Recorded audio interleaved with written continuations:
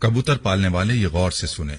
रसूल अकरम सल्लल्लाहु अलैहि वसल्लम ने घरों में कबूतर पालने से मना क्यों किया? बिस्मिल्लाहिर्रहमानिर्रहीम। अस्सलामु अलैकुम रहमतुल्लाहि व बरकातुहू। प्यारे दोस्तों, आज की इस वीडियो में हम आपको बताएंगे कबूतर पालने से क्या होता है। प्यारे आका सल्लल्लाहु अलैहि वसल्लम ने कबूतर पालने से क्यों मना किया, और कबूतर को शैतान क्यों कहा गया है, और कबूतर बद्दुआ क्यों देता है। आप जानते हैं कि हरम शरीफ के कबूतर कहां से आए? रोज़े रसूल सल्लल्लाहु अलैहि वसल्लम के कबूतर अचानक मरने क्यों लगे थे?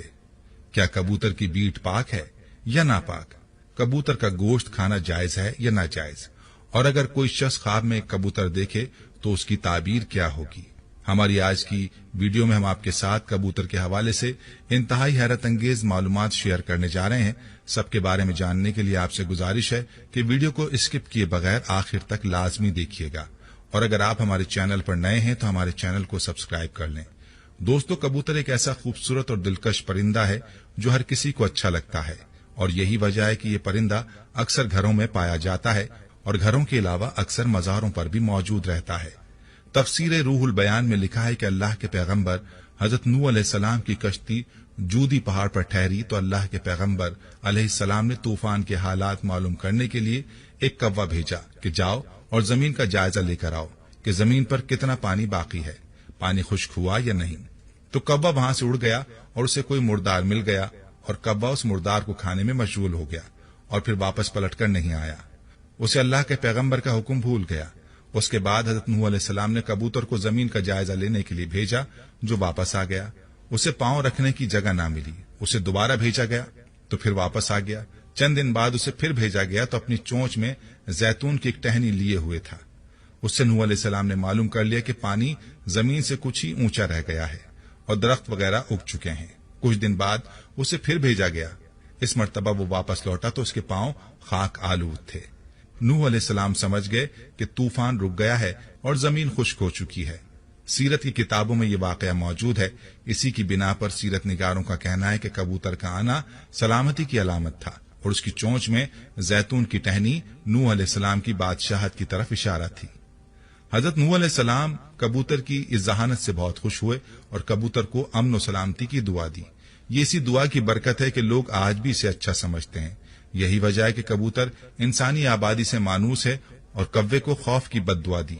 यही वजह है कि इंसानी आबादी से हरासा रहता है, और यही वजह है कि लोग इसे मनहूस समझते हैं। हजरत सुलेमान अलैहिस्सलाम ने फरमाया कि कबूतर ऐसा परिंदा है जो अल्लाह ताला और अंबिया अलैहिस्सलाम को प्यार करने वाला परिंदा है। कबूतर अल्लाह ताला और उसके अंबिया किराम अलैहिस्सलाम से दुनिया के तमाम परिंदों से ज्यादा प्यार करता है, और सब परिंदों की निस्बत कबूतर सबसे ज्यादा इबादत गुजार परिंदा है। कहा जाता है कि कबूतर जब भी जागता है अल्लाहू अल्लाहू का विर्द करता है और दिन रात अल्लाह ताला की इबादत में गुजारता है। कबूतर सब परिंदों की निस्बत ज्यादा बुलंदियों तक जा सकता है। ये बहुत ऊंचा उड़ता है, जबकि कबूतर का पीछा अकाब करता है, और जब अकाब कबूतर का शिकार करने के लिए इसे पकड़ने की कोशिश करता है तो कबूतर खुद को बचाने के लिए बहुत ज्यादा बुलंदी पर चला जाता है। इसलिए अकाब के लिए इतनी ऊंचाई पर जाना मुश्किल हो जाता है और कबूतर खुद को बचाने में कामयाब हो जाता है।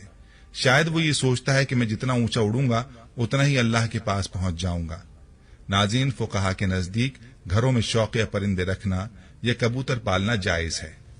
शर्त यह कि इसकी ग़िज़ा सर्दी, गर्मी और बारिश से हिफाजत का इंतजाम किया जाए, और जब अहले खाना कहीं घर से बाहर जाएं तो उनकी ग़िज़ा और देखभाल का मुनासिब इंतजाम करके जाएं। मगर परिंदों को सताने के हवाले से मुमानियत है। जैसा कि अबू दाऊद में है कि हज़रत अब्दुल्ला इब्न मसूद रज़ी अल्लाह ताला अन्हु की रिवायत करदा एक हदीस में कबूतर का जिक्र मौजूद है कि कबूतर अल्लाह के पैगंबर इमामुल अंबिया जनाब मोहम्मद मुस्तफ़ा सल्लल्लाहु ताला अलैहि वसल्लम के सर अनवर पर मंडला रहा था और अपनी जबान से शिकायत कर रहा था कि किसी ने उसके घोंसले से अंडे उठा लिए हैं। हुजूर ताजदार खत्म नबूवत सल्लल्लाहु अलैहि वसल्लम ने सहाबा किराम रिज़वानुल्लाहि अलैहिम अजमईन में यह ऐलान किया कि किसने इस कबूतर के अंडे उठाए हैं। एक सहाबी रज़ी अल्लाह ताला अन्हु ने अंडा उठाना कबूल किया तो आप सल्लल्लाहु अलैहि वसल्लम ने उन्हें हुक्म दिया कि अंडे इसके घोंसले में वापस रख दिए जाएं। इस रिवायत से मालूम होता है कि परिंदों को सताना नाजायज है, इसलिए इससे रोका गया है। परिंदों की बद्दुआ लगती है क्योंकि कबूतर भी ان پرندوں میں شامل ہے جو کہ انبیاء علیہم السلام کا پسندیدہ رہا ہے، اس لیے اگر کبوتر کو ستایا جائے تو کبوتر بھی بد دعا دیتا ہے، لہٰذا کبوتر کو ستانے سے اجتناب کرنا چاہیے۔ دوستو، مکہ پاک تو آپ گئے ہوں گے، اگر نہیں گئے تو اللہ سے دعا ہے کہ اللہ تعالیٰ آپ کو اپنے گھر کی زیارت نصیب فرمائے، آمین۔